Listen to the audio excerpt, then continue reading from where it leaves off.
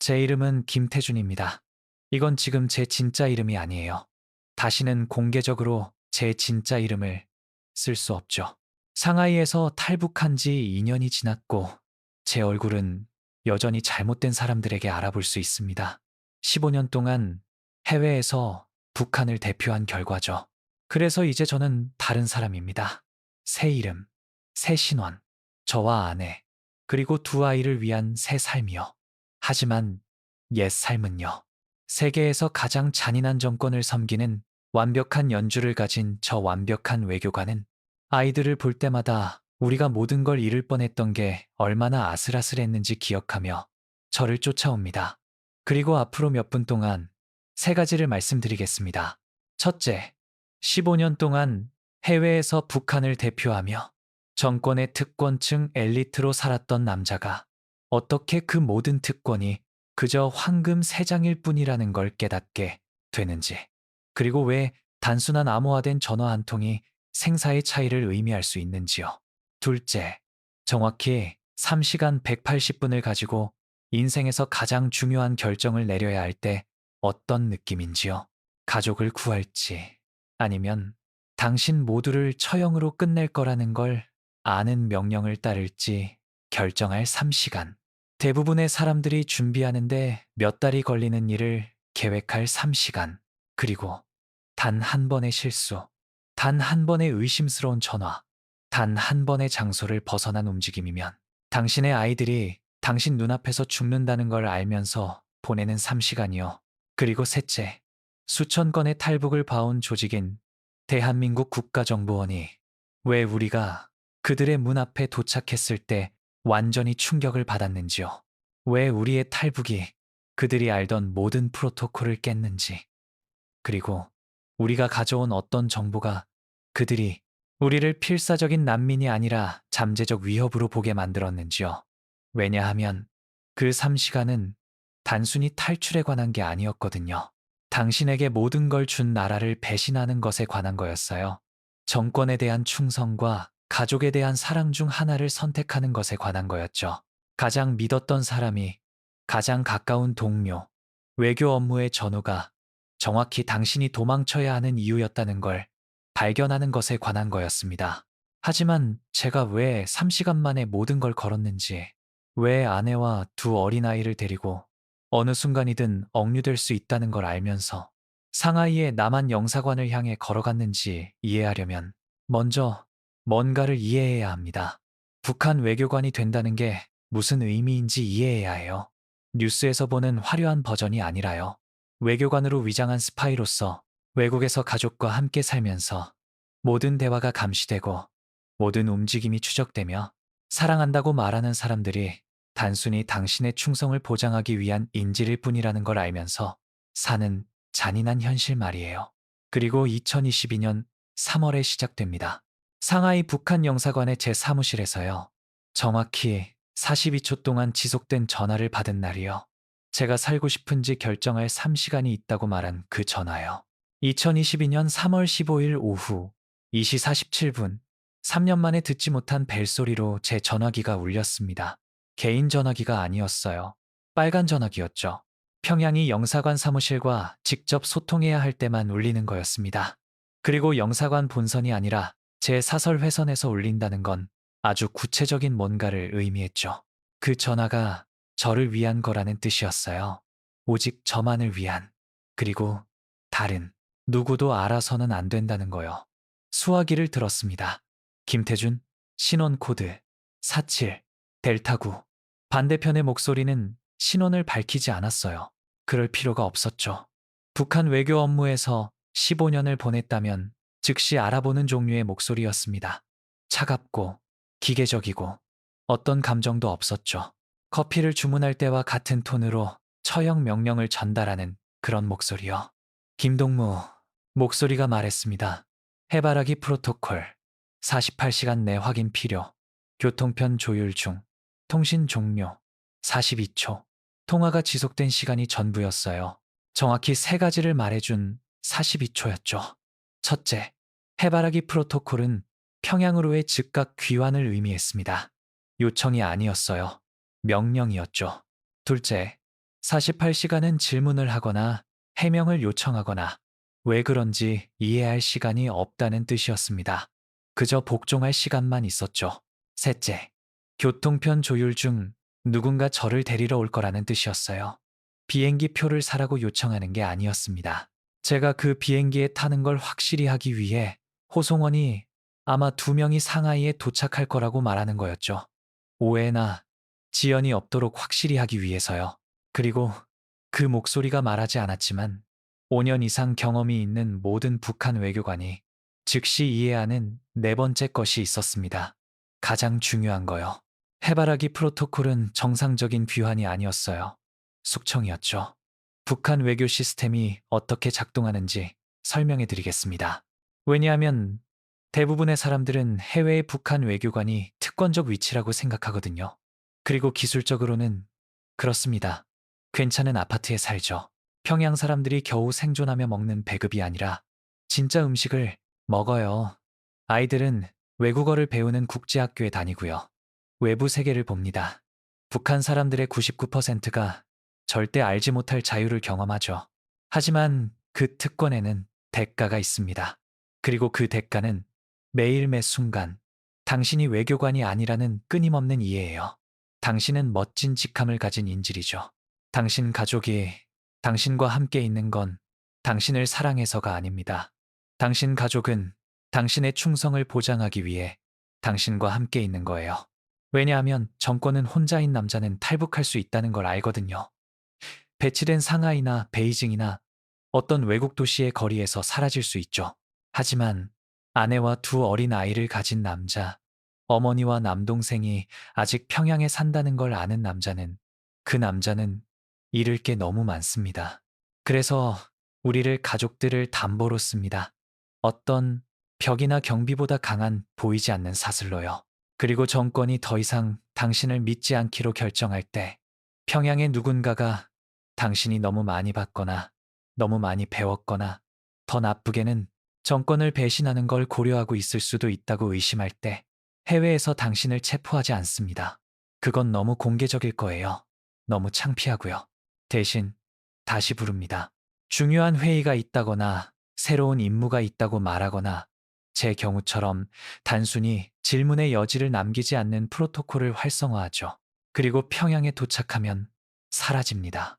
당신도, 아내도, 아이들도요. 정권이 배신이 충분히 심각하다고 결정하면 당신의 모든 확대 가족까지도요. 3대 처벌. 그게 규칙입니다. 그래서 해바라기 프로토콜을 들었을 때 저는 즉시 승진을 위해 소환된 게 아니라는 걸 알았습니다. 지워지기 위해 소환된 거였죠. 전화를 끊었습니다. 제 손이 떨렸어요. 아직 두려움은 아니었습니다. 더 원시적인 무언가였죠. 제 몸의 모든 세포에서 생존 본능이 활성화되면서 돌이킬 수 없는 문턱을 넘었다고 소리치고 있었어요. 시계를 봤습니다. 오후 2시 48분. 교통편이 조율 중이라면 호송원이 아마 1, 2일 안에 도착할 거라는 뜻이었죠. 평양이나 베이징에서 비행기를 탈 겁니다. 준비할 시간이 필요하겠죠. 하지만 일단 도착하면 제가 하는 모든 움직임이 감시될 겁니다. 모든 대화가 도청될 거고요. 모든 초가 계산될 거예요. 그건 이 상황의 결과를 바꾸기 위해 뭔가를 어떤 것이든 할 거라면 지금 해야 한다는 뜻이었습니다. 그들이 도착하기 전에요. 너무 늦기 전에요. 하지만 뭘 할 수 있었을까요? 탈북? 저요? 15년 동안 충성스러운 북한 외교관, 당원, 위대한 영도자와 정권에 셀 수 없을 만큼 충성을 맹세한 남자인 김태준이요? 그 생각 자체가 터무니없었습니다. 자살 행위였죠. 왜냐하면 남한 영사관에 도착한다 해도 제가 이중 스파이가 아니라 진짜라는 걸 그들을 설득한다 해도 누구도 눈치채지 못하게 아내와 아이들을 아파트에서 빼낸다 해도 평양에 있는 제 나머지 가족은 어떻게 될까요? 제 어머니는요? 제 남동생과 그의 아내, 그리고 그들의 2 어린 아이들은요? 정권은 그들을 죽일 겁니다. 재판도 없이요. 자비도 없이요. 그들을 정치범 수용소로 보낼 거고 거기서 굶주림과 고문과 강제 노동으로 천천히 죽을 거예요. 그리고 제 잘못일 겁니다. 제 배신이 그들이 고통받는 이유가 될 거고요. 그래서 약 30초 동안 사무실에 앉아 그 빨간 전화기를 바라보며 그냥 제 운명을 받아들여야 하는지 진지하게 고려했습니다. 짐을 싸고요. 아내와 아이들과 함께 비행기에 타고 평양으로 날아가서요. 거기서 우리를 기다리는 게 뭐든 조국을 배신한 적 없는 남자의 품위로 맞이하는 거요. 하지만 그때 제 딸을 생각했습니다. 지우요, 8살. 마치 제가 세상에서 가장 중요한 사람인 것처럼 매일 아침 저를 바라보는 그 큰 눈을 가진요. 학교와 친구들이 좋아서 왜 우리가 상하이에 영원히 머물 수 없는지 물어보던 아이요. 유창하게 중국어를 말하기 시작했고 언젠가 선생님이 되는 꿈을 꾸던 아이요. 그리고 제 아들을 생각했습니다. 민호, 12살. 질문을 하기 시작한 아이요. 위험한 질문들. 평양에서는 거의 아무도 휴대폰이 없는데 왜 상하이 사람들은 그렇게 많은 휴대폰을 가지고 있는지 같은 거요. 여기 슈퍼마켓은 음식으로 가득한데 왜 그가 어렸을 때 기억하는 배급은 부족했는지요. 상하이 거리에 거지들이 있는데도 왜 모두 평양에서 본 번영하는 사람들보다 더 건강해 보이는지요. 제가 하지 않는 법을 배운 질문들이었죠. 하지만 그는 12살의 나이에 아직 억누르는 법을 배우지 못했어요. 그리고 그들을 평양으로 데려간다면 무슨 일이 일어날지 알면서 그 비행기에 태운다면 그들을 보호하는 게 아니라는 걸 알았습니다. 죽음에 넘기는 거였죠. 제 자신의 아이들에 대한 사랑보다 정권에 대한 충성을 선택하는 거였어요. 그래서 결정을 내렸습니다. 제 삶을 둘로 쪼갤 결정을요. 15년 동안 제가 해온 모든 것을 거짓으로 만들 결정을요. 제 아이들을 구할 거지만 제 나머지 가족을 저주할 결정을요. 탈북할 거였습니다. 그리고 그걸 현실로 만들 시간이 정확히 3시간 있었죠. 하지만 먼저 왜인지 알아야 했습니다.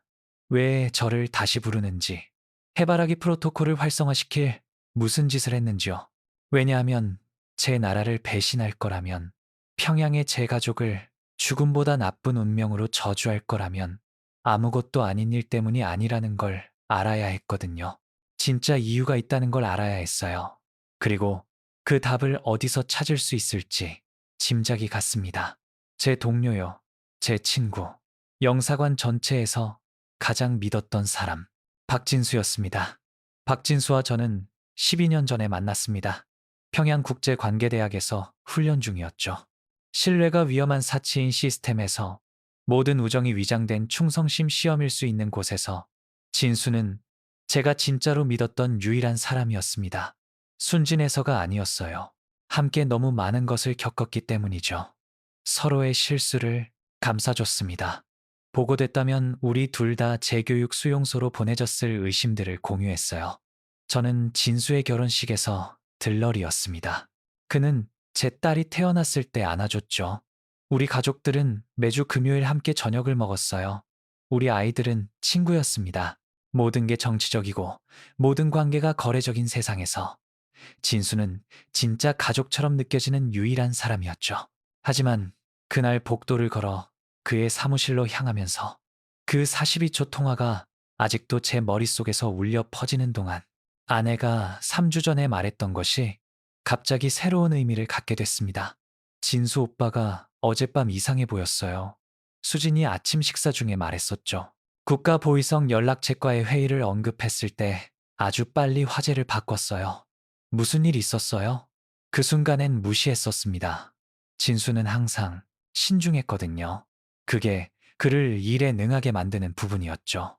하지만 이제 그 전화의 관점에서 평양의 누군가가 제가 보안 위험이라고 결정했다는 이해와 함께 아내의 그 무심한 관찰이 제가 맞추고 싶지 않았던 퍼즐의 한 조각처럼 느껴졌습니다.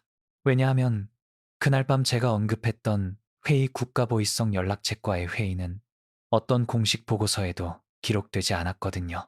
외교 스파이 세계에서 일어나는 비공식 대화 중 하나였죠. 서면 흔적을 만들지 않고 정보를 교환하는 그런 대화요. 세 사람만이 일어났다는 걸 알았던 그런 대화였습니다. 저, 국가보위성 연락책, 그리고 진수요. 저는 진수에게 그 회의에 대해 말했었습니다. 그를 믿었으니까요. 12년 후에 우리가 같은 규칙을 공유한다고 생각했거든요. 언제 말하고 언제 침묵을 지킬지에 대한 같은 암묵적 이해를요. 하지만 제가 틀렸다면 어떡하죠? 진수가 그 침묵을 지키지 않았다면요? 그의 사무실 문을 두드렸습니다. 3번. 우리의 평소 신호였죠. 문이 거의 즉시 열렸어요. 마치 기다리고 있었던 것처럼요. 태준 형. 그가 말했습니다. 수년 전에 우리가 채택했던 친근한 호칭을 쓰면서요. 그의 미소는 언제나처럼 같았어요. 따뜻했고 진심으로 보였죠. 아니면 최소한 그렇게 보였습니다. 완벽한 타이밍이네요. 보고서에 대해 형하고 얘기해야 했는데 전화를 받았어. 그의 말을 끊으며 사무실에 들어가서 뒤에서 문을 닫았습니다. 10분 전 빨간 전화기로요. 변화를 받습니다. 미묘했어요. 그의 미소가 다시 조정되기 전에 얼어붙는 거의 마이크로초였죠. 하지만 거기 있었어요. 그리고 12년 동안 그를 알고 수없이 많은 체스 게임과 야간 대화 중에 모든 미세 표현을 읽는 법을 배운 후 저는 봤습니다. 해바라기 프로토콜? 그가 물었습니다. 그의 목소리는 평범했어요. 너무 평범했죠. 즉시 대답하지 않았습니다. 대신 그의 눈을 관찰했죠. 그의 손이 책상 가장자리로 움직이는 걸 봤어요. 거짓말을 하거나 극심한 스트레스를 받을 때만 나타나는 긴장 습관이었습니다. 그의 체중이 감지할 수 없을 정도로 뒤로 이동하는 걸 봤죠. 거리를 만들면서요. 그리고 그 순간 알았습니다. 절대적 확신은 아니었어요. 법정에서 제시할 수 있는 증거도 아니었죠. 하지만 당신 자신보다 누군가를 더 잘 아는 12년에서 오는 본능적 확신으로요. 진수가 저를 밀고 했습니다. 언제 보고했어? 낮은 목소리로 물었습니다. 국가보위성과의 회의에 대해 언제 그들에게 말했어? 그의 얼굴은 변하지 않았습니다. 그게 제가 필요로 했던 확인이었죠. 무고했다면 혼란을 보였을 겁니다. 무슨 말을 하는지 물어봤을 거예요. 하지만 진수는 그러기엔 너무 잘 훈련됐었죠. 대신 그냥 저를 봤고 그의 눈에서 배신보다 더 나쁜 무언가를 봤습니다. 연민을 봤어요. 형, 그가 부드럽게 말했고 그 한 단어가 모든 걸 확인해 줬습니다. 선택의 여지가 없었어요. 항상 선택은 있어. 제가 의도한 것보다 더 거친 목소리로 대답했습니다. 아니요, 없었어요. 진수가 창문으로 다가가서 아래 펼쳐진 상하이 시를 바라봤죠. 2달 전 회의에 소환됐어요. 여기가 아니라요. 베이징에서요. 사진들을 보여줬습니다. 제 여동생이에요. 형도 알잖아요. 그녀가 문제가 있다는 걸 말을 했대요. 직장에서 최고 영도자님에 대해 잘못된 말을요. 누군가 신고했대요. 제 위가 가라앉는 걸 느꼈습니다. 진수의 여동생, 박미라는 정신 건강 문제가 있었어요. 심각하진 않았지만 가끔 필터 없이 말을 하기에 충분했죠. 다른 어느 나라에서든 정신 건강과 싸우는 누군가의 무해한 헛소리로 보일 말들이요. 하지만 북한에서는 지도부에 대한 가장 순진한 댓글조차도 반역으로 해석될 수 있었죠. 그녀를 구할 수 있다고 했어요. 진수가 계속했습니다. 제가 해야 할 건 그저 주의를 기울이는 것뿐이라고요. 불규칙한 행동을 보고하는 거요. 불충을 암시할 수 있는 어떤 대화든요. 저를 향해 돌아섰고 그의 눈에서 눈물을 봤습니다. 태준 형, 형이 국가 보위성과의 회의에 대해 공식 채널에 없는 정보를 공유했다는 것에 대해 특정 명령에 대해 의심을 가졌다는 것에 대해 말했을 때 보고하고 싶지 않았어요. 맹세합니다. 3일 동안 잠도 못 자고 다른 방법을 찾으려 했어요. 하지만 그때 사진을 보내왔어요. 무슨 사진인지 물을 필요가 없었습니다. 이미 알았거든요. 재교육 수용소에 있는 미란의 사진. 제가 말했습니다. 진수가 고개를 끄덕였어요. 메모와 함께요. 다음 보고서가 그녀의 다음 식사를 결정한다고요. 그래서 보고했습니다. 형이 말한 모든 걸 보고했어요. 모든 의심을, 모든 대화를, 그리고 저 자신이 증오스러워요. 하지만 그녀는 제 여동생이에요, 형. 제 어린 여동생이고, 그녀는 자기가 무슨 말을 하는지 이해 못하고 그녀를 그곳에서 굶어 죽게 둘 수 없었어요. 뒤따른 침묵은 짙었습니다. 사무실에 있는 두 남자의 침묵만이 아니었어요. 우정이 죽어가는 침묵이었죠. 호흡 사이의 공간에서 무너지는 12년의 신뢰요. 제 일부는 그에게 소리치고 싶었습니다. 때리고 싶었어요. 제 가족보다 그의 여동생을 선택했다고, 자기 여동생을 구하기 위해 제 아이들의 사형 선고에 서명했다고 말하고 싶었죠. 하지만 제 더 큰 부분, 그의 갓 태어난 딸을 안았던 걸 여전히 기억하는 부분은 이해했습니다. 왜냐하면 그의 입장이었다면 다르게 행동했을까요? 지우나 민호를 위협받았다면, 제 자신의 아이들이 고통받는 사진을 보여줬다면, 제 가장 친한 친구를 배신하지 않을 도덕적 힘이 있었을까요? 몰랐습니다. 그리고 그 불확실성은 배신 자체만큼이나 고통스러웠어요. 호송원들은 언제 도착해? 마침내 물었습니다. 내일, 베이징에서 오후 3시 비행기로요. 진수가 눈을 닦았습니다. 태준 형, 미안해요. 정말 미안해서. 안 돼. 그를 끊었습니다. 사과하지 마. 이미 충분히 어려운데 더 어렵게 만들지 마. 문을 향해 걸어갔지만 그의 목소리가 저를 멈춰 세웠습니다. 뭘 할 거예요? 그를 보기 위해 돌아섰습니다. 그리고 그 순간 계획하지 않았던 결정을 내렸습니다. 가지고 있던 모든 생존 본능에 반하는 결정이요. 너에게 기회를 줄 거야. 말했습니다. 아마 받을 자격이 없는 기회지만 그래도 줄 거야. 왜냐하면 한때 우리가 형제였으니까. 무슨 뜻이에요? 정확히 이 시간 후에 천천히 말했습니다. 모든 단어를 이해하도록 확실히 하면서요. 이 건물에서 제 가족과 함께 나갈 거야. 황풍으로 걸어갈 거고, 어쩌면 저녁을 먹으러 갈 수도 있어. 어쩌면 그냥 산책할 수도 있고, 그리고 누군가 우리를 따라가기로 결정한다면, 누군가 우리 움직임을 불규칙하다고 보고하기로 결정한다면, 그럼 우리 산책이 갑자기 중단되겠지. 그의 눈에서 이해가 나타나는 걸 봤습니다. 형, 제가 형이 나간다고 보고 안 하면, 그럼 제가 사라진 걸 발견했을 때 너를 알아채지 못한 것 때문에 비난할 거야. 왜 더 가까이 감시하지 않았냐고 물을 거고, 그리고 어쩌면, 그저 어쩌면 네 여동생이 네 태만의 대가를 치를 거야. 제 목소리를 중립적으로 사실적으로 유지했습니다. 아니면 그냥 알아채지 않을 수도 있어. 오늘 오후 일에 너무 바빠서 제가 나간 걸 알아채지 못할 수도 있지. 뭔가 이상한 게 있다는 걸 진짜로 몰랐을 수도 있고, 그리고 누군가 질문할 때쯤이면 이미 너무 늦어서 저를 막을 수 없을 거야. 저를 죽일 거예요. 진수가 속삭였습니다. 보고 안 한 걸 발견했을 때, 제가 형을 막을 기회가 있었다는 걸 깨달았을 때, 아마도 인정했습니다. 하지만 안 그럴 작은 가능성이 있어. 네가 공범이 아니라 그저 무능했다고 결정할 작은 가능성이요. 강등시키고 벌을 주지만 처형은 안 할 수도 있어. 도박이야. 하지만 대안보다는 나아. 대안이 뭔데요? 대안은 문손잡이에 손을 얹으며 말했습니다. 제가 여기서 나가서 해야 할 일을 하고 너는 다음 30분 안에 제 움직임을 보고하는 거지. 그 경우 가장 친한 친구를 한 번만이 아니라 두 번 배신했다는 걸 알면서 남은 평생 스스로를 쫓아다닐 거야. 그리고 믿어. 진수야. 한 번의 배신과 함께 사는 건 충분히 어려워. 두 번과 함께 사는 건, 그건 다른 종류의 지옥이야. 문을 열었습니다. 태준 형. 그의 목소리는 거의 속삭임이었습니다. 저를 미워해요? 멈췄습니다. 돌아서지 않았어요. 그저 거기 서 있었죠. 그에게 등을 돌린 채로 질문을 고려하면서요. 아니, 마침내 말했습니다. 미워하지 않아.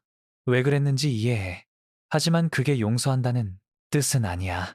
그리고 다시는 너를 믿을 수 있다는 뜻도 아니고, 그게 의미하는 건 너에게 준 것과 같은 불가능한 선택을 너에게 주고 있다는 거야. 그리고 이제 네가 내리는 어떤 결정과도 함께 살아야 해. 뒤에서 문을 닫고 제 사무실로 돌아갔습니다. 다리가 무겁게 느껴졌어요. 가슴이 조여왔죠. 하지만 제 정신은 수정처럼 맑았습니다. 왜냐하면 이제 세 가지를 절대적 확신으로 알았거든요. 첫째, 내일 호송원들이 도착하기 전까지 약 2시간 40분이 있었지만 의심을 일으키지 않고 행동하기엔 너무 늦기 전까지 이 시간밖에 없었습니다. 둘째, 진수는 이제 저를 보고할지 아니면 저에게 유리한 출발을 줄지 선택해야 했습니다. 그리고 12년의 우정을 바탕으로 모든 강제된 충성과 두려움 아래에서 그가 진짜로 누구인지에 대한 지식을 바탕으로 저는 제 가족의 목숨을 걸고 그가 저에게 그 유리한 출발을 주기로 선택할 거라고 내기했습니다. 셋째, 이걸 살아남는다면 제 가족을 중국에서 빼내고 남한에 도착하는 데 성공한다면 제 자유가 가장 친한 친구의 목숨을 희생시켰다는 걸 알면서 살아야 할 겁니다. 그리고 제 어머니, 제 남동생, 그들의 아이들, 그들 모두가 제 배신의 대가를 치를 거라는 걸 알면서 살아야 하죠. 그게 탈북의 진짜 대가였습니다. 물리적 위험이 아니라요. 국경을 넘거나 체포를 피하는 어려움도 아니고요. 당신의 구원이 다른 누군가의 사형 선고라는 걸 아는 도덕적 무게였죠. 그리고 제 책상에 앉아 시계가 오후 3시 2분을 가리키는 걸 보면서 영원히 제 삶의 경로를 바꿀 178분이 남은 채로 그 무게와 함께 살 수 있을지 자문해야 했습니다. 하지만 그때 지우를 생각했습니다. 민호를요, 수진을요. 그리고 선택의 여지가 없다는 걸 알았어요. 왜냐하면 죄책감과 함께 사는 법을 배울 수 있을 테니까요. 제 가족을 구하기 위해 무고한 사람들을 저주했다는 지식과 함께 사는 법을 배울 수 있을 겁니다. 하지만 제 아이들을 구할 기회가 있었는데 놓쳐버렸다는 걸 알면서는 살 수 없었어요. 그래서 컴퓨터를 열고 파일을 삭제하기 시작했고 다음 이 시간 58분을 준비했습니다. 우리가 살지 죽을지를 결정할 이 시간 58분이요. 1시간 0분, 오후 3시. 이분 제가 처음 한 일은 문을 잠그는 것이었습니다. 자물쇠로는 아니었어요. 그건 의심을 일으켰을 테니까요. 그냥 단순히 닫고 의자를 문에 기대 놓았죠. 누군가 노크 없이 들어온다면 최소한 2초의 경고는 있을 겁니다. 하고 있던 걸 다들 2초요. 절대적 공황이 아닌 뭔가로 표정을 구성할 2초요. 두 번째는 제 컴퓨터였습니다. 15년간의 이메일, 15년간의 보고서, 15년간의 기밀 정보가 잘못된 손에 들어가면 아시아 전역의 북한 작전을 위태롭게 만들 수 있었죠. 보통 프로토콜은 모든 정보가 백업되고 영사관 서버에 저장되어야 한다고 규정했습니다. 하지만 저는 해외에 충분히 오래 있었던 많은 외교관들처럼 사본을 가지고 있었어요. 개인 백업이요. 협상이 필요할 때 교환 수단으로 쓸 수 있는 정보였죠. 그리고 이제 그 정보가 정확히 남한 사람들에게 제 가치를 줄 거였습니다. 왜냐하면 망명을 구하는 필사적인 북한 외교관은 흥미롭죠. 하지만 15년간의 기밀 정보를 가진 북한 외교관은 요원들의 이름, 스파이, 네트워크 구조, 통신 코드, 자금 조달 경로, 그건 귀중했어요. 컴퓨터에 USB 드라이브를 꽂았습니다. 일반 드라이브가 아니었어요. 2년 전 상하이 암시장에서 샀던 거였죠. 평양으로 소환될 거라는 편집증이 커지기 시작했을 때요. 북한 전문가들조차 해독하는데 몇 주가 걸릴 보안 수준으로 암호화된 드라이브였습니다. 그리고 몇 주 안에 저는 죽어 있거나 안전할 겁니다. 어느 쪽이든 내용은 이미 중요하지 않을 거고요. 파일을 복사하기 시작했습니다. 전부는 아니었어요. 전부를 할 시간이 없었죠. 하지만 가장 귀중한 것들이요. 중국 내 국가 보위성 스파이 네트워크에 대한 보고서, 일본과 남한의 잠복 요원 이름들, 국제 제재에도 불구하고 정권을 유지시키는 밀수 작전의 세부 사항, 숨겨진 은행 계좌들, 외국 정부의 부패한 연락처들, 파일들이 복사되는 동안 3%에서 7%로 12%로 고통스럽게 느리게 진행되는 진행 표시줄 개인 전화기를 꺼냈습니다. 빨간 전화기가 아니라요. 제 일반 전화기요. 아내와 진수와 제가 가진 몇 안 되는 개인 연락처와 소통하는 데 쓰는 거요. 그리고 문자 메시지를 썼습니다. 지난 58분 동안 머릿속으로 작성하고 있었던 거였죠. 여보, 우리 각자 작은 배낭 하나씩 챙겨줄래요? 필수품만요. 갈아입을 옷, 중요한 서류들, 약.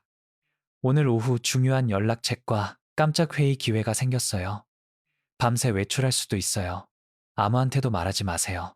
집에 도착하면 설명할게요. 사랑해요. 보내기 전에 메시지를 3번 읽었습니다. 모든 단어가 신중하게 선택됐죠. 중요한 연락책과 깜짝 회의는 누군가 메시지를 가로챌 경우 경보를 울리지 않으면서 긴급성을 설명했어요. 밤새 외출할 수도는 수진에게 이게 단순한 외출 이상일 가능성을 준비시켰습니다. 아무한테도 말하지 마세요는 결정적이었죠. 그녀가 다른 외교관 아내들에게 전화하면 단체 채팅에서 뭔가 언급하면 전송을 눌렀습니다. 3초 후 2개의 파란 체크마크를 봤어요. 읽음. 제 전화기가 진동했습니다. 다 괜찮아요? 제 손가락이 키보드 위를 움직였습니다. 네, 그냥 놓칠 수 없는 기회예요. 날 믿어요. 또 다른 메시지. 항상 당신을 믿어요. 그 네 단어, 항상 당신을 믿어요. 가 거의 저를 무너뜨릴 뻔했습니다. 왜냐하면 제가 그녀에게 하라고 요청하려는 것이, 위험을 감수하라고 요청하려는 것이, 단지 그녀의 목숨만이 아니었거든요. 우리 아이들의 목숨이었죠. 그리고 그녀는 아직 뭘 받아들이고 있는지조차 몰랐어요. 1시간, 23분, 오후 3시, 25분 진행 표시줄이 100%에 도달했습니다. USB를 빼서 재킷 안주머니에 넣었어요. 그 다음 체계적으로 컴퓨터에서 모든 걸 지우기 시작했습니다. 파일을 삭제만 하는 게 아니라요. 하드 드라이브의 모든 섹터를 3번 덮었을 데이터 파괴 소프트웨어를 사용했죠. 평양의 포렌식 팀이 제 컴퓨터를 검사할 때쯤이면 디지털 노이즈만 찾을 겁니다. 소프트웨어가 작동하는 동안 파일 캐비닛으로 이동했습니다. 물리적 문서의 4개 서랍이요. 보고서들, 메모들, 서신들, 모두 기밀이었죠. 모두 잠재적으로 유죄를 입증하는 거고요. 그리고 모두 사라져야 했습니다. 하지만 사무실에서 그냥 태울 수는 없었어요. 화재 감지기가 작동해서 모두가 달려올 테니까요. 가져갈 수도 없었죠. 너무 부피가 컸어요. 너무 눈에 띄고요. 그래서 할 수 있는 유일한 일을 했습니다. 문서를 찢기 시작했죠. 파쇄기에 넣는 게 아니라 너무 시끄러워요. 손으로요. 모든 페이지를 작은 조각들로 찢고, 그 다음 그 조각들을 더 작은 네모로 찢었습니다. 첫 번째 서랍 후 손가락이 아프기 시작했어요. 두 번째쯤에는 종이에 베인 상처에서 피가 났죠. 세 번째쯤에는 피로로 손이 떨렸습니다. 하지만 멈출 수 없었어요. 왜냐하면 온전하게 남긴 모든 문서가 증거였거든요. 정권이 제 연락처, 제 움직임, 제 의도를 추적하는 데 쓸 수 있는 조각이었죠.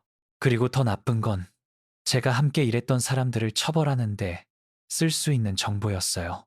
제가 탈북하려 한다는 걸 전혀 몰랐던 사람들이요. 단지 그들의 이름이 제 파일에 나왔다는 이유만으로 신문받고 고문당하고 어쩌면 처형될 사람들 말이에요. 1시간 47분, 오후 3시 49분, 제 전화기가 다시 진동했습니다. 수진이었어요. 준비됐어요. 아이들이 혼란스러워해요. 뭐라고 말하죠? 메시지를 봤습니다. 아이들, 지우와 민호, 8살과 12살 아이에게 어떻게 알고 있는 모든 것에서 도망칠 거라고 설명하죠? 다시는 조부모님을 보지 못할 거라고요? 아버지가 그들을 도망자로 만들려 한다고요? 모험이라고 말해요. 썼습니다. 게임처럼요. 어두워지기 전에 특별한 장소에 도착해야 해요. 질문을 가장 적게 하는 사람이 이기는 거예요. 곧 다 설명할게요. 약속해요. 게임으로 만드는 거요. 그들의 순진함을 그들에게 불리하게 쓰는 거죠. 조작적이었어요. 부정직했고요. 하지만 필요했습니다. 왜냐하면 지우가 할머니가 보고 싶다고 울기 시작하면, 민호가 요즘 하는 그 불편한 질문들을 하기 시작하면 주의를 끌 수 있었거든요. 그리고 주의는 우리가 필요로 하는 마지막 것이었죠. 마지막 문서를 다 찢었습니다. 제 사무실은 이제 범죄 현장처럼 보였어요. 종이 조각들이 모든 표면을 덮었죠. 쓰레기통이 넘쳤고요. 종이 베인 상처의 피가 일부 조각들에 묻어 있었습니다. 모든 걸 모았어요. 모든 조각, 모든 파편을 서류 가방에 넣었습니다. 가지고 갈 거예요. 도시 곳곳에 다른 쓰레기통에 버릴 거고요. 증거를 재구성하기 불가능할 만큼 충분히 흩뿌릴 거였죠. 이 시간 3분. 오후 4시 5분 사무실을 나왔습니다. 복도가 비어 있었어요. 대부분의 직원이 자신의 사무실에서 하루 일을 마치고 있었죠. 이 시간 후면 저녁이 시작될 겁니다. 영사관이 생기로 가득 찼겠죠. 대화, 웃음, 우리가 멋진 직함을 가진 죄수라는 걸 잊기 위해 유지하는 정상의 환상이요. 하지만 그때쯤이면 저는 이미 여기 없을 겁니다. 화장실로 걸어갔습니다. 필요해서가 아니라 거울에서 제 얼굴을 봐야 했기 때문이죠. 반역을 저지르려는 남자처럼 보이지 않는지 확인해야 했어요. 저를 바라보는 반사는 창백했습니다. 충혈된 눈, 긴장된 턱. 하지만 지난 3년 동안 봐왔던 모습과 다르지 않았어요. 북한 외교 업무의 만성적 스트레스가 우리 모두를 영구적으로 붕괴 직전처럼 보이게 만들었죠. 손을 씻었습니다. 종이 베인 상처를 차가운 물에 담가 피가 멈출 때까지요. 머리를 정돈했어요. 넥타이를 조정했죠. 그리고 미소를 연습했습니다. 15년 동안 완벽하게 만든 미소요. 모든 게 무너지고 있을 때도 모든 게 통제하에 있다고 말하는 미소였죠. 화장실을 나와서 영사관 비서인 한미옥과 거의 부딪힐 뻔했습니다. 누구보다 오래 여기서 일한 50대 여성이었죠. 김동무. 그녀가 말하며 제 서류 가방을 알아챘습니다. 오늘 일찍 퇴근하시나요? 제 심장이 멈췄습니다. 간단한 질문이었어요. 무심한 질문이었죠. 하지만 이 순간 모든 질문이 시험이었습니다. 그냥 집에 가서 가족들과 늦은 점심 먹으러요. 목소리를 가볍게 유지하며 말했습니다. 몇 시간 후에 보고서 마무리하러 돌아올 거예요. 아, 좋네요. 그녀가 미소 지었습니다. 부인께 안부 전해주세요. 그러죠. 감사합니다, 한동무. 계속 걸었습니다. 너무 빠르지도 않게요. 너무 느리지도 않게요. 정확히 늦은 점심을 먹으러 집에 가는 남자의 걸음으로요. 진수의 사무실을 지나갔습니다. 문이 닫혀 있었어요. 그가 안에 있는지 몰랐습니다. 이미 저를 보고했는지 아니면 책상에 앉아 뭘 할지 고민하고 있는지 몰랐죠. 지금은 그걸 생각할 수 없었습니다. 진수가 저를 보고한다면, 정권이 제가 예상한 것보다 빨리 행동한다면 이 모든 게 헛수고일 겁니다. 하지만 그건 제가 통제할 수 없었어요. 제가 통제할 수 있는 건 다음 57분 뿐이었죠. 이 시간 15분, 오후 4시 17분 영사관 건물을 나왔습니다. 오후 햇살이 제 얼굴을 강타했어요. 상하이 공기 짙고 습하고 자동차 배기가스와 수백만 명이 자신의 삶을 사는 냄새로 가득한가 이렇게 달콤하게 냄새난 적이 없었습니다. 왜냐하면 그 건물 밖의 모든 숨이 자유의 한숨 더 가까웠으니까요. 우리 아파트는 걸어서 10분 거리였습니다. 보통 택시를 탔죠. 북한 외교관들에게는 교통비 지원이 있었어요. 하지만 오늘은 걸어야 했습니다. 생각할 시간이 필요했거든요. 나중에 누군가 보안 카메라를 확인하면 정상적으로 보일 움직임 패턴을 세워야 했어요. 전화기를 꺼내 번호를 눌렀습니다. 수진의 번호가 아니라요. 지난 5년간 키워온 연락처였죠. 천회이라는 남자, 뭐든 올바른 곳에 연줄이 있고 돈이 어디서 오는지에 대한 질문이 거의 없는 중국 사업가였습니다. 김 선생, 그의 목소리는 부드럽고 전문적이었습니다. 놀랍네요. 무엇을 도와드릴까요? 전 선생, 긴급한 부탁이 필요해요. 중국어로 전환하며 말했습니다. 중국어는 중국 통신에서 한국어보다 디지털 흔적을 덜 남겼죠. 상하이에 있는 대한민국 총영사관 주소가 필요해요. 그리고 멀리서 눈에 띄지 않고 접근할 수 있는 가장 좋은 방법을 알아야 해요. 침묵이 있었습니다. 3초 동안 지속됐지만 3시간처럼 느껴진 침묵이요. 김 선생, 천천히 말했습니다. 이 정보를 정말 원하시는 게 확실하신가요? 완전히 확실해요. 이해했습니다. 또 다른 침묵. 영사관은 완산로 창寧구에 있습니다. 60번 건물이요. 하지만 김 선생, 영사관 주변 지역이 고도로 감시된다는 걸 아셔야 해요. 중국 카메라들이요. 아마 당신네 카메라들도요. 공개적으로 접근하면 알아요. 말했습니다. 그래서 은밀하게 접근할 가장 좋은 방법을 묻는 거예요. 건물 뒤에 배송용 골목길이 있어요. 배달용으로 쓰죠. 카메라가 더 적어요. 하지만 뭔가 잘못되면 보호도 더 적고요. 제가 무슨 말을 하는지 이해하시죠? 이해해요. 감사합니다. 천 선생, 김 선생. 그의 목소리가 부드러워졌습니다. 뭘 계획하시는지 모르겠어요. 그리고 알고 싶지도 않고요. 하지만 행운을 빌어요. 뭐가 됐든요. 끊었습니다. 저는 질문하지 않을 겁니다. 저를 보고하지도 않을 거고요. 저에게 충성해서가 아니라 저를 보고한다는 건 민감한 정보로 북한 외교관을 도왔다는 걸 인정하는 거니까요. 그리고 그건 사업에 나빴죠. 아파트에 도착했습니다. 12번 건물 3층. 북한 기준으로는 호화롭지만 상하이 기준으로는 소박한 방 3개짜리 아파트였죠. 제 아이들이 자란 곳이요. 수진이 끊임없는 감시 하에서도 정상적인 가정 같은 걸 만들려 애썼던 곳이었습니다. 문을 열었습니다. 수진이 거실에 있었어요. 작은 배낭 3개가 소파 옆에 줄지어 있었죠. 지우는 바닥에 앉아 가장 좋아하는 인형을 가지고 놀고 있었고요. 민호는 창가에서 그 나이에 저 자신을 너무 많이 떠올리게 하는 생각에 잠긴 표정으로 도시를 바라보고 있었습니다. 아빠, 지우가 제게 달려와 제 다리를 껴안았어요. 엄마가 모험 가는 거래요. 맞아, 공주님. 무릎을 꿇고 그녀의 작은 얼굴을 제 손으로 감쌌습니다. 우리 인생 최고의 모험이야. 지우의 머리 너머로 수진을 봤습니다. 그녀가 저를 연구하고 있었어요. 15년의 결혼은 모든 미세 표현을 읽을 수 있다는 뜻이었죠.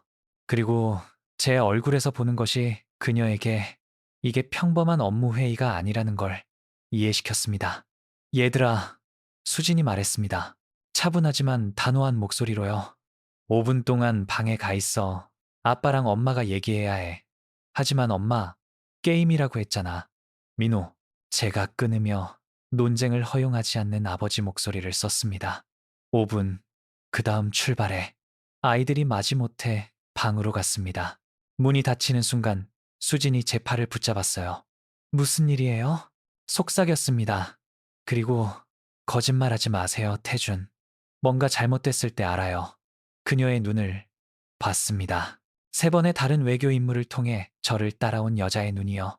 북한 외교관 아내로서의 외로움과 고립을 견뎌낸 여자요. 가족을 사람이 아니라 도구로 보는 시스템에서 우리 아이들을 키운 여자요. 그리고 진실을 말했습니다. 평양으로 소환됐어요. 해바라기 프로토콜. 진수가 무단 회의 때문에 저를 밀고 했어요. 호송원들이 내일 도착해요. 잠시 멈추고 정보가 스며들게 했죠. 그 비행기에 타면 승진을 위한 게 아니에요. 숙청을 위한 거예요. 우리와 아이들. 아마 당신 가족도요. 그녀의 얼굴에서 색이 빠지는 걸 봤습니다. 손이 떨리기 시작하는 걸 봤죠. 하지만 다른 것도 봤어요. 이해를 받습니다. 그리고 놀랍게도 안도를 받죠. 그래서 드디어 일어나는 거네요. 속삭였습니다. 우리가 절대 말하지 않았지만 항상 일어날 수 있다고 알았던 그 일이요? 고개를 끄덕였습니다. 그리고 배낭들은 회의용이 아니에요. 탈북용이죠. 지금, 오늘 오후, 너무 늦기 전에 남한 영사관에 도착할 시계를 봤습니다. 45분이 있어요. 수진이 눈을 감았습니다. 단 하나의 눈물이 뺨을 타고 흘렀어요. 하지만 다시 눈을 떴을 때 시선에 강철이 있었습니다. 당신 어머니, 말했습니다. 당신 남동생, 그들은? 알아요. 목소리가 갈라지며 말했습니다. 알아요, 수진. 하지만 우리가 남으면 안 돼. 저를 끊으며 제 입에 손을 얹었습니다. 정당화하지 마세요. 옳은 선택을 했어요. 유일한 선택이요. 이제 용기를 잃기 전에 가요. 그리고 그렇게 보이지 않는 시계에 43분이 남은 채로 우리 삶에서 남은 모든 것을 담은 작은 배낭 3개와 함께 이게 게임이라고 생각하는 혼란스러운 두 아이와 함께 우리 자유를 향해 걷기 시작했습니다. 아니면 우리 죽음을 향해요. 아직 어느 쪽일지 몰랐습니다. 이 시간 17분, 오후 4시 19분. 오후 산책을 하는 평범한 가족처럼 아파트 건물을 나왔습니다. 저는 서류 가방을 들었어요. 수지는 배낭들을 넣어서 슈퍼마켓에 가는 것처럼 보이게 한 쇼핑백을 들었죠. 지우는 제 손을 잡고 이게 신나는 모험이라고 생각하는 8살 여자아이의 에너지로 뛰어다녔어요. 민호는 약간 뒤에 걸으면서 저에게서 물려받은 그 경계심으로 거리를 훑고 있었습니다. 아빠, 지우가 제 손을 잡아당겼어요. 정확히 어디 가는 거예요? 특별한 곳, 목소리를 가볍게 유지하며 말했습니다. 용감한 가족들이 가는 곳이야. 얼마나 멀어요? 아주 멀지 않아, 공주님. 걸어서 한 20분쯤? 20분. 일 200초. 각각이 뭔가 잘못될 수 있는 기회였죠. 영사관 누군가가 우리를 보고 왜 김씨 가족이 가벼운 짐을 들고 산책하는지 물을 수도 있었어요. 북한 보안요원이 제가 아는 것만 해도 상하이에서 활동하는 최소 3명이 있었죠. 우리를 알아보고 우리 움직임을 보고할 수도 있었고요. 진수가 마음을 바꿔서 우리의 평범한 산책을 추격으로 바꿀 전화를 할 수도 있었습니다. 전화기를 받습니다. 전화도 없었어요. 메시지도요. 좋은 거였죠. 아니면 아주 나쁜 거거나 알 방법이 없었어요.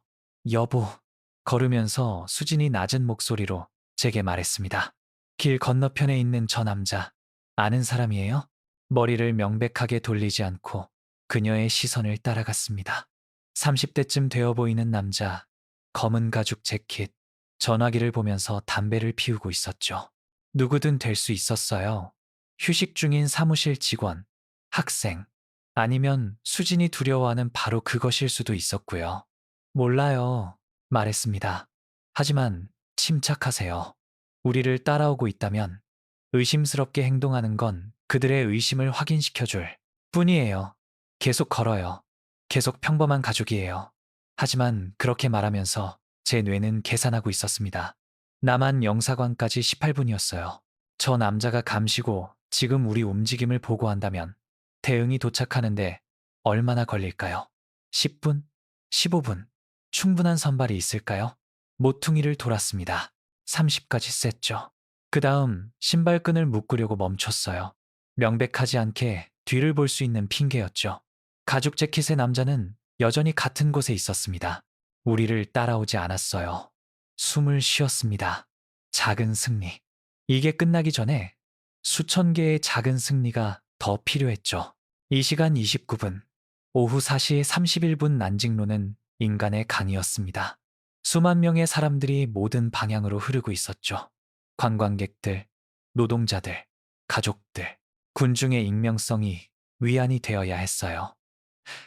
하지만 모든 얼굴이 잠재적 위협이었습니다. 모든 눈이 우리를 알아볼 수 있었죠. 화장실 가야 해요. 지우가 갑자기 말했습니다. 공주님, 잠깐 기다릴 수 안 돼요. 지금 가야 해요. 수진과 제가 시선을 교환했습니다. 31분 남았어요. 그리고 제 8살 딸이 화장실이 필요했죠. 저기, 수진이 스타벅스를 가리켰습니다. 5분이요. 5분이 없었어요. 하지만 선택의 여지도 없었죠. 공공장소에서 우는 아이는 화장실에 들르는 것보다 더 많은 주의를 끌 테니까요. 스타벅스에 들어갔습니다. 에어컨이 제 땀에 젖은 피부를 강타했어요. 커피 냄새 수년간 즐겼지만 이제는 다른 삶에 속한 것처럼 보이는 사치가 저를 어지럽게 만들었죠. 제가 데려갈게요. 수진이 지우의 손을 잡았습니다. 당신은 민호 봐요. 그들이 여자 화장실로 사라지는 걸 봤습니다. 민호가 제 옆에 서서 전화기 화면을 보고 있었어요. 하지만 전화기를 보고 있는 게 아니었죠. 어두운 화면에 비친 자신의 반사를 보고 있었어요. 거울처럼 사용해서 뒤에 있는 사람들을 관찰하고 있었습니다. 똑똑했어요. 12살 아이에게는 너무 똑똑했죠. 아빠, 전화기에서 눈을 떼지 않고 낮은 목소리로 말했습니다. 저기 코너에 있는 저 남자요. 갈색 재킷. 우리가 들어온 이후로 계속 우리를 봤어요. 그의 시선을 따랐습니다. 40대쯤 되어 보이는 남자. 민호가 설명한 것처럼 갈색 재킷을 입고 입구 근처에 서 있었죠. 우리를 직접 보고 있지는 않았어요. 하지만 다른 것도 하고 있지 않았습니다. 주문하려고 줄을 서 있지도 않았고요. 앉아 있지도 않았죠. 그냥 서 있었어요. 제 손이 본능적으로 USB를 보관한 주머니로 갔습니다. 지금 달려야 한다면 이 계획을 포기하고 다른 방법을 찾아야 한다면 화장실 문이 열렸습니다. 수진과 지우가 나왔어요. 우리가 아직 여기 있다는 걸, 그들이 안에 있는 동안 사건이 없었다는 걸 봤을 때 수진의 얼굴에서 안도를 받습니다. 가요. 다시 지우의 손을 잡으며 말했습니다. 우리 모험을 계속해요. 스타벅스를 나왔습니다. 갈색 재킷의 남자는 우리를 따라오지 않았어요. 정확히 있던 곳에 머물렀죠. 그게 감시가 아니라는 뜻일 수도 있었습니다. 아니면 일을 잘해서 우리 위치와 방향을 보고하기만 하면 되니까 지금 존재를 드러내는 게 불필요하다는 걸 아는 거일 수도 있었고요. 이제 더 빨리 걸었습니다. 뛰는 게 아니라 뛰는 건 재앙일 테니까. 하지만 우리의 평범한 산책이 확실히 더 긴급해졌죠. 이 시간 41분, 오후 4시 43분 19분. 시간이 다 되기 전까지 19분이었어요. 대응. 시간과 선발에 대해 제가 한 계산이 더 이상 충분한 오차 범위가 없어서 무의미해지기 전까지 19분이었죠. 창린구가 우리 앞에 나타났습니다. 여기는 건물이 더 낮았어요. 군중도 더 적었고요. 그건 우리가 더 눈에 띈다는 뜻이었죠. 더 기억에 남는다는 거고요. 여보, 수진이 속삭였습니다. 확신해요? 일단 그 문을 넘으면 알아요. 말했습니다. 알아요, 수진. 당신, 어머니, 당신, 남동생, 제 부모님, 알아요. 제 목소리가 의도한 것보다 더 거칠게 나왔어요. 지우가 크고 무서운 눈으로 저를 봤습니다. 깊이 숨을 쉬며 침착함을 강요했죠. 미안해. 미안해, 공주님. 아빠가 그냥 좀 피곤해.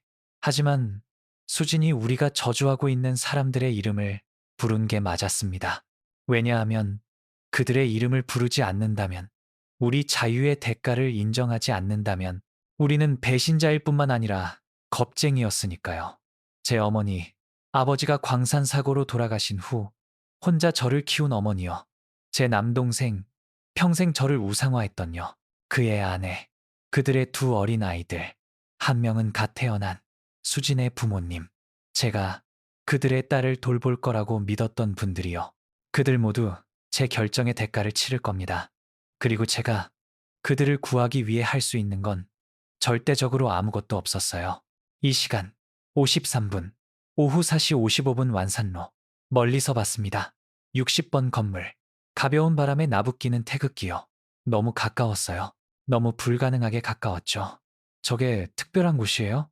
민호가 물었고 그의 목소리에는 호기심을 넘어선 무언가가 있었어요. 그걸 제가 그를 보게 만들었죠. 깃발을 보고 있었습니다.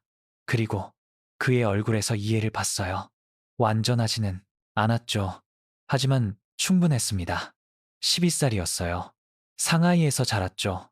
왜 여기가 평양과 다른지에 대한 그 위험한 질문들을 했었고요. 점들을 연결할 만큼 충분히 똑똑했습니다. 민호야! 부드럽게 말하며 그의 높이에 맞춰 무릎을 꿇었습니다. 아빠를 믿어. 제 눈을 봤어요. 그리고 한순간 두려움을 받습니다. 하지만 다른 것도 봤죠. 안도를 봤어요. 마치 비밀리에 궁금해했던 무언가가 마침내 답해질 거라는 것처럼요. 네, 아빠. 믿어요. 그럼 몇 분만 더 아주 용감해야 해. 그리고 여동생을 돌봐줘야 하고. 할 수 있어? 네. 그를 안았습니다. 너무 세게는 아니었어요. 겁주고 싶지 않았죠. 하지만 이게 진짜라는 걸, 이게 중요하다는 걸, 일어나려는 일이 모든 걸 바꿀 거라는 걸 느끼기에 충분하게요. 사랑해. 속삭였습니다. 그리고 우리가 하려는 일은 네가 미래를 가질 수 있게 하기 위한 거야. 진짜 미래를 일어났습니다. 수지는 이제 얼굴에 눈물이 흐르고 있었지만 그걸 무시하고 지우를 차분하고 산만하게 유지하는데 완전히 집중하고 있었어요. 7분. 계산된 돌이킬 수 없는 지점까지 7분이었습니다. 골목. 중얼거렸습니다. 천이 뒤에 배송용 골목이 있다고 했어요. 건물 옆으로 이동했습니다. 보안 카메라들이 여기서 명백했어요. 크고 눈에 띄고 억지하도록 설계됐죠. 하지만 천이 골목에는 더 적다고 했어요. 없는 게 아니라요. 더 적다고요. 찾았습니다. 60번 건물과 62번 건물 사이에 좁은 통로였죠. 쓰레기 컨테이너들, 쌓인 골판지 상자들, 썩은 음식과 소변일 수도 있는 무언가의 냄새요. 엄마, 지우가 코를 막았어요. 여기 냄새 나빠요. 알아, 공주님. 하지만 1분만이야. 골목을 걸어갔습니다. 30m, 40m. 그리고 봤어요. 뒷문이요. 초록색 금속, 표시 없음. 하지만 옆에 눈에 띄지 않게 카메라가 달린 작은 초인종이 있었죠. 이거였습니다. 이 순간이었어요. 초인종을 눌렀습니다. 5초 동안 아무 일도 일어나지 않았어요. 10초, 15초, 다시 눌렀습니다. 이번에는 더 강력하게요. 인터콤에서 목소리가 나왔습니다. 한국어였어요. 하지만 북한어가 아니었죠. 남한어였습니다. 억양이 확실했어요. 네? 누구세요? 카메라를 똑바로 봤습니다. 제 이름은 김태준입니다. 이 도시 영사관에 배치된 조선민주주의 인민공화국 외교관이고요. 저와 제 가족을 위한 즉각적인 정치적 망명을 요청합니다. 침묵. 인터콤이 끊어진 게 아닌가 생각할 만큼 길게 이어진 침묵이었죠. 어쩌면 우리를 여기, 이 지독한 냄새의 골목에 당국에 전화할지 아니면 그냥 무시할지 결정하도록 남겨뒀을 수도 있었어요. 그때 목소리가 돌아왔습니다. 이제 더 진지했어요. 더 조심스럽고요. 가족이 몇 명이세요? 4명입니다. 제 아내, 8살 딸, 12살 아들. 강요당하고 계신가요? 이걸 하도록 강제하는 사람이 있나요? 아니요. 자발적으로 왔습니다. 하지만 제 영사관 직원들이 곧 제 부재를 알아챌 거라고 믿을 이유가 있어요. 제발요. 정보가 있습니다. 귀중한 정보요. 하지만 지금 들어가야 해요. 또 다른 침묵. 반대편 장면을 상상할 수 있었어요. 이게 진짜인지 함정인지 결정하려는 남한 보안 요원. 상사에게 전화하는 거요. 상사가 더 위에 누군가에게 전화하는 거. 우리가 골목에 서 있는 동안 관료주의의 속도로 움직이는 명령 체계. 지나가는 매 초가 누군가 우리를 보고하고 막을 확률을 높이는 거죠. 움직이지 마세요. 목소리가 마침내 말했습니다. 누군가 갑니다. 기다렸습니다. 60초, 90초, 120초. 문이 열렸습니다. 젊은 남자, 아마 25살쯤, 보안 유니폼이었어요. 그 뒤로 2명을 더 볼 수 있었죠. 둘 다 무기 가까이 손을 두고 있었습니다. 들어오세요. 말했습니다. 빨리요. 문턱을 넘었습니다. 말 그대로요. 한 걸음에 남한 영토에 있었죠. 기술적으로 외교적 보호하에요. 법적으로 중국이나 북한 당국이 침해할 수 없는요. 문이 우리 뒤에서 최종적인 소리와 함께 닫혔습니다. 그리고 그 순간 모든 공기가 제 폐에서 빠져나갔어요. 다리가 거의 무너질 뻔했죠. 수진이 제 팔을 붙잡아 저를 지탱했고 그녀도 저만큼 떨고 있다는 걸 깨달았습니다. 해냈어요. 속삭였습니다. 태준, 해냈어요. 하지만 대답하기 전에 방금 한 일을 완전히 처리하기 전에 보안 요원이 말했습니다. 따라오세요. 즉시 당신들과 이야기해야 할 사람들이 있습니다. 복도를 통해 우리를 이끌었습니다. 영사관 직원들이 호기심 어린 눈으로 보는 사무실들을 지나쳤어요. 계단을 한층 올라갔죠. 그리고 명백히 신문실인 방으로 우리를 안내했습니다. 테이블 하나, 의자 4개, 일방향 거울. 여기서 기다리세요. 경비가 말했습니다. 아무것도 만지지 마세요. 나가려고 시도하지 마세요. 곧 누군가 올 겁니다. 문이 닫혔습니다. 자물쇠가 찰칵하는 소리가 들렸어요. 우리를 가뒀습니다. 기술적으로 안전했어요. 기술적으로 북한에서 탈출했죠.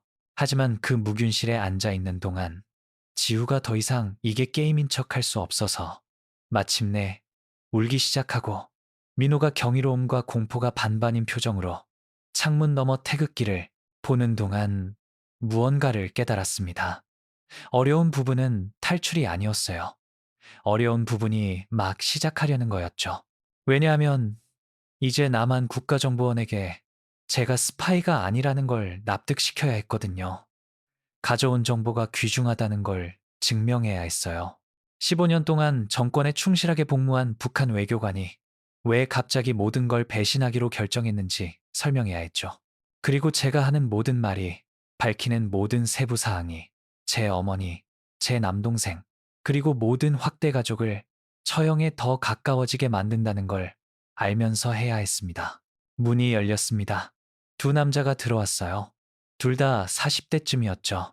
정장, 완전히 중립적인 표정, 전문적으로 거짓말하는 사람들을 수년간 신문에서 생기는 그런 표정이요. 그중 한 명이 테이블 위에 녹음기를 놓았습니다. 김태준 씨, 수년간 김동무 후에 이상하게 정중하게 들리는 나만의 격식 있는 경어를 사용하며 말했습니다. 저는 국가정보원의 최 요원입니다. 이쪽은 박 요원이고요. 질문이 많습니다. 그리고 당신은 짐작컨대 답이 많을 거예요. 제 맞은편에 앉아 그의 눈이 제 얼굴의 모든 미세 표현을 연구했습니다. 가장 중요한 것부터 시작하죠. 말했습니다. 왜 이게 극도로 정교한 침투 작전이 아니라고 믿어야 할까요? 최 요원을 봤습니다. 그의 눈은 단단하고 전문적이고 속임수를 나타내는 모든 미세 표현을 감지하도록 훈련됐죠. 수백 명을, 어쩌면 수천 명을, 북한 탈북자들을 신문했을 겁니다. 그리고 아마 그중 절반이 이중 스파이였겠죠. 평양이 허위 정보를 심거나 남한내 진짜 탈북자들을 식별하기 위해 보낸 침투자들이요. 그래서 그의 회의주의를 이해했습니다. 사실 회의적이지 않았다면 오히려 의문을 가졌을 거예요. 저를 믿으시면 안 돼요. 천천히 말했습니다. 아직은요. 제 말만으로는요.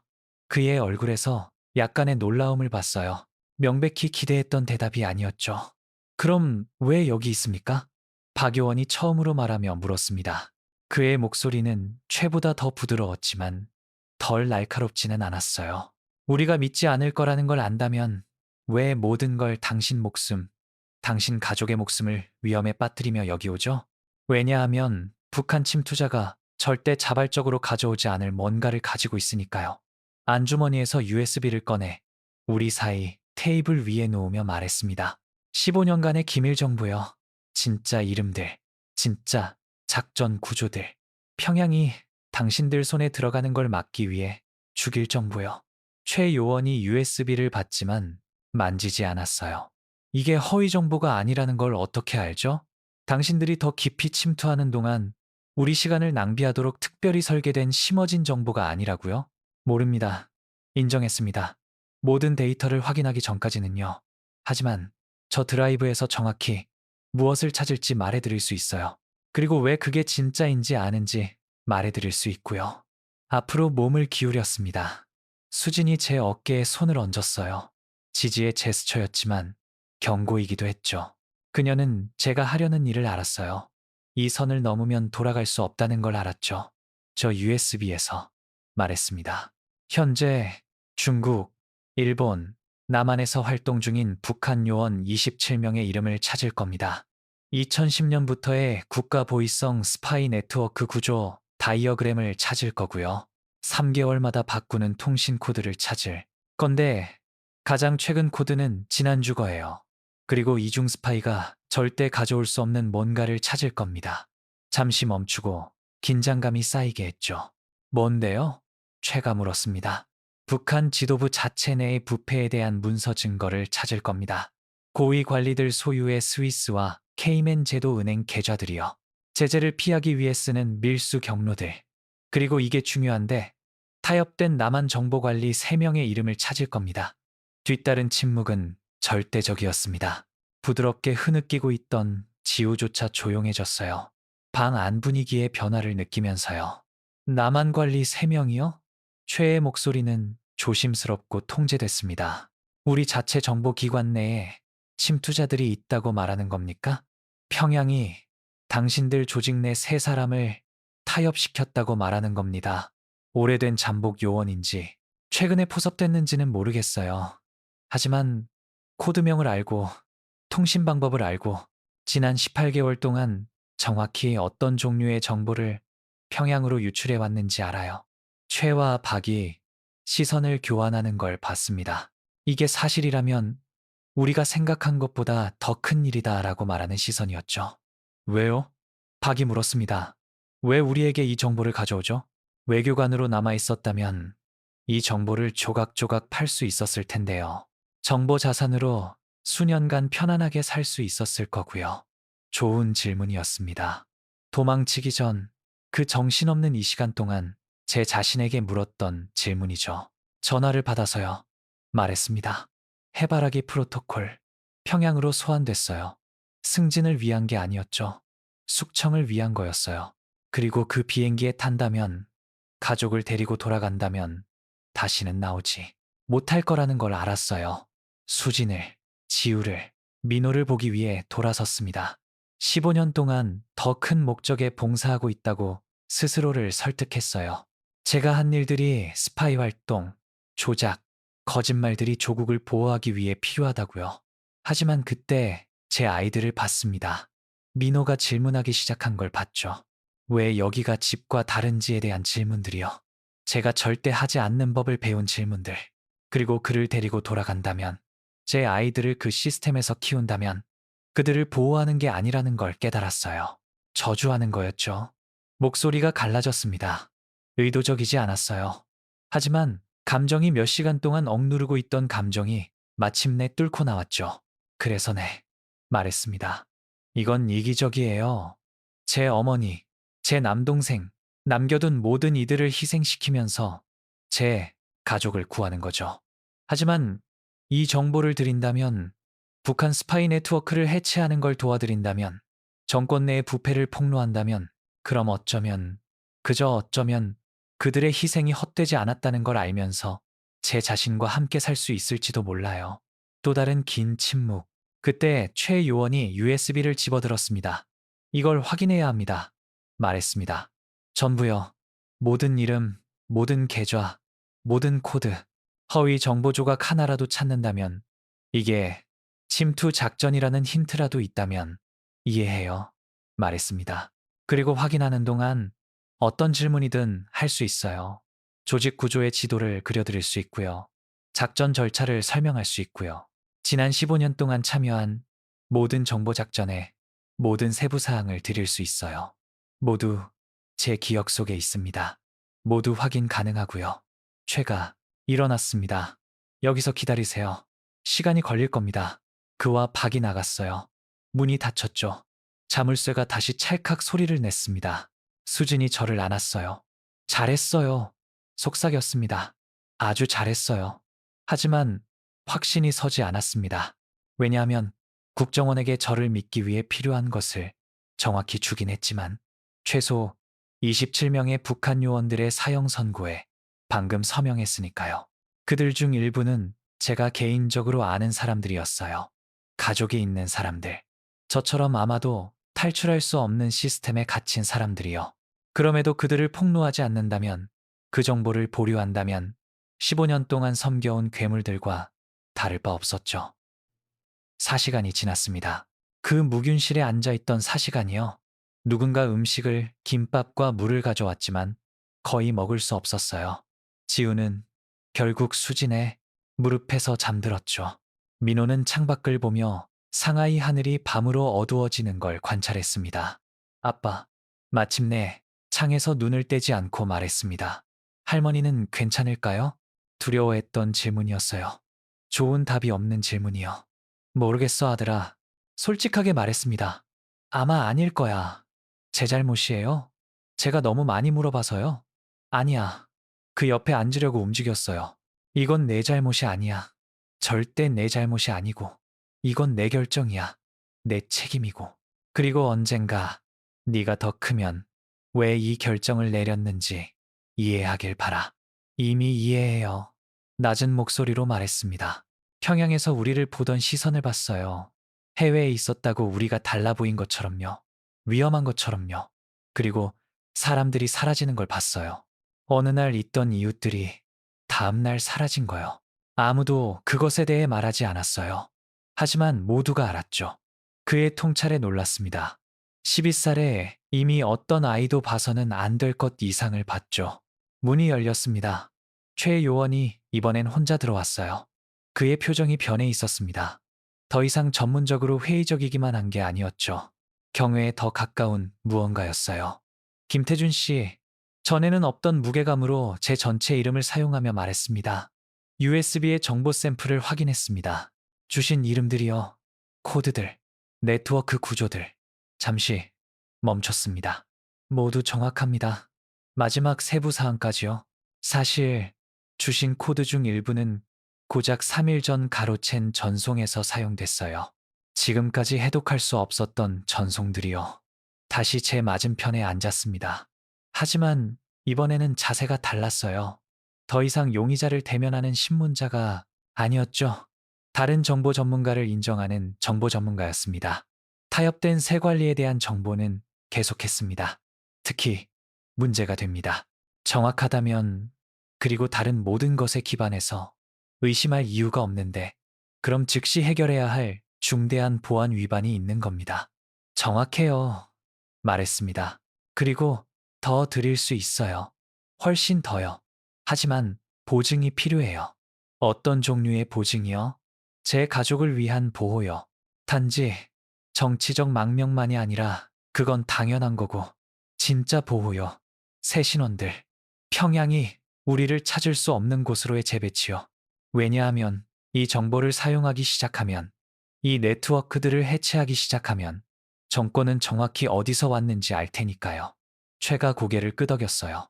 이미 준비 중입니다. 이 건물을 나갈 때쯤이면 김태준은 공식적으로 더 이상 존재하지 않을 겁니다. 당신과 가족은 안전한 장소로 재배치될 거고요. 새 신원, 서류가 제공될 거고 전환하는 동안 재정 지원을 받을 겁니다. 그리고 평양의 제 가족은요. 그의 표정이 어두워졌습니다. 그들을 위해 우리가 할 수 있는 건 없어요. 아시죠? 알아요. 그냥 소리내어 들어야 했어요. 최가 앞으로 몸을 기울였습니다.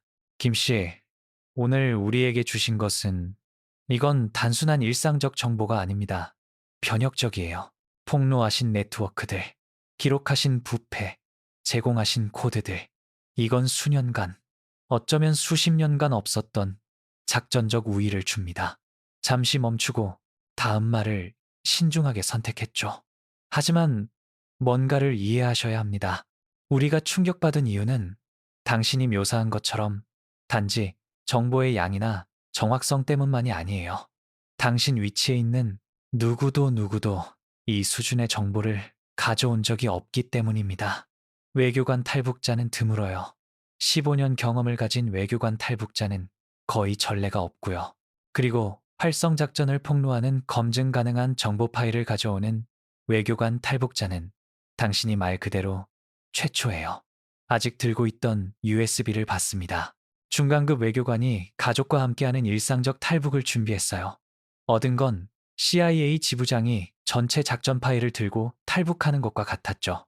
차이를 이해하십니까? 이해했습니다. 그리고 왜 국정원이 충격받았는지 이해했죠. 그럼 이제 어떻게 되죠? 물었습니다. 이제 최가 일어서며 말했습니다. 긴 브리핑 과정이 시작됩니다. 당신이 아는 모든 것을 검토하는데 몇 달이, 어쩌면 몇 년이 걸릴 겁니다. 모든 작전, 모든 연락처, 모든 절차, 철저할 거예요. 어려울 거고요. 하지만 끝에는 역사상 그 누구보다 북한 정보기구 해체에 더 많이 기여하신 겁니다. 수진과 아이들을 향해 돌아섰습니다. 그리고 여러분은 더 부드럽게 말했습니다. 새 삶을 시작할 겁니다. 쉽지 않을 거예요. 나만에 적응하는 건 모든 탈북자들에게 어렵죠. 하지만 지원을 받을 겁니다. 자원을 받을 거고요. 그리고 무엇보다 자유를 가질 거예요. 자유. 15년 동안 진정한 무게를 이해하지 못한 채 무심코 사용했던 단어였죠. 하지만 이제 제 가족과 함께 그 방에 앉아서 누군가 우리 대화를 듣고 있는지, 우리 생각을 보고하는지 어깨 너머를 볼 필요가 없다는 걸 알면서 그 단어가 모든 걸 의미했어요.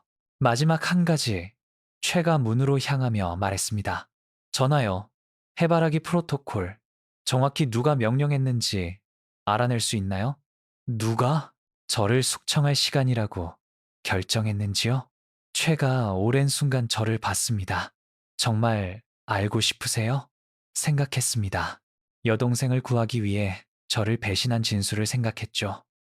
그 결정을 내린 명령 체계를 생각했어요.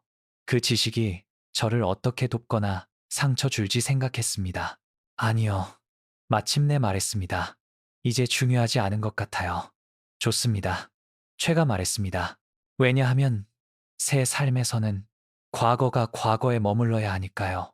앞을 보세요. 그게 이걸 살아남는 유일한 방법입니다. 나갔습니다. 그리고 이번에는 문이 닫혔을 때 자물쇠가 찰칵하지 않았어요. 우리는 갈 자유가 있었습니다. 다시 시작할 자유, 살 자유요.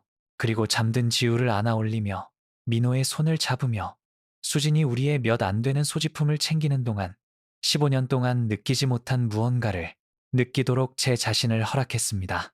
희망이었습니다. 그 골목에서의 그날로부터 2년이 지났습니다. 그 초인종을 누르고 모든 것을 바꾼 날로부터요. 그리고 다시 같은 일을 할 거냐고 묻는다면 지금 아는 모든 것을 알면서도 모든 고통, 모든 죄책감, 내린 결정들의 모든 무게를 여전히 그 문턱을 넘기로 선택할 거냐고 묻는다면 대답은 복잡합니다. 왜냐하면 자유는 제가 생각했던 게 아니거든요. 15년 동안 북한 외교관으로서 개념을 이해한다고 생각했어요. 상하이 거리에서 자유를 받죠. 카페에서 웃는 사람들, 공개적으로 정치를 토론하는 학생들, 국가 감시에 끊임없는 무게 없이 자신의 길을 선택하는 가족들, 그리고 생각했어요. 저게 자유야. 저게 우리가 없는 거야. 하지만 틀렸습니다. 아니면 최소한 전체 그림을 보고 있지 않았죠. 왜냐하면 자유는 단순히 감시의 부재가 아니거든요. 단순히 생각하는 것을 말하거나 가고 싶은 곳에 갈 수 있는 게 아니에요. 자유는 또한 결과의 무게예요. 하는 모든 선택이, 넘는 모든 문이, 앞으로 내딛는 모든 발걸음이 뭔가를 또는 누군가를 뒤에 남긴다는 걸 알면서 사는 거죠. 그리고 그 무게는 절대 사라지지 않습니다. 제 어머니는 우리 탈북 3개월 후에 돌아가셨어요. 두려워했던 것처럼 수용소에서가 아니었죠. 심장마비로요.